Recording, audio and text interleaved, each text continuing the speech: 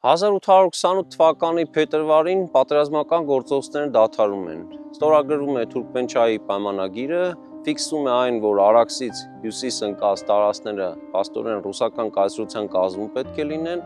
իսկ հարավ ընկած տարածքները Պարսկաստանի։ Արաքսը դարձավ փաստորեն սահմանաբաժանող գետ, եւ դրանից հետո մենք տեսնում ենք, որ ռուսական կայսրությունն աստիճանաբար այս տարածքներում իր վարչական ապարատն է ձևավորում եւ դրան զուգահեռ նաեւ իհարկե խորհրդաբանության որոշակի դաշտ է ստեղծում եւ պատահական չէ, որ իրենց հաջողության ամենակարևոր, այսպես բանալի պահին առնչվող ճակատամարտին նվիրված հուշարձան է կառուցում։ 1833 թվականի մայիսի 9-ին կանգնեցվում է այս հուշարձանը,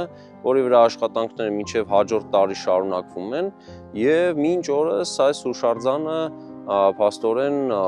ռուսական պատմագրության եւ նաեւ իրենց պետության կողմից դիտարկվում է որպես կարևոր խորհրդանիշ տարածաշրջանում իրենց ներկայության համար։ Նախագծի գլխավոր գործընկերն է Converse բանկը, ֆինանսական աշխարհի ձեր հուսալի գործընկերը։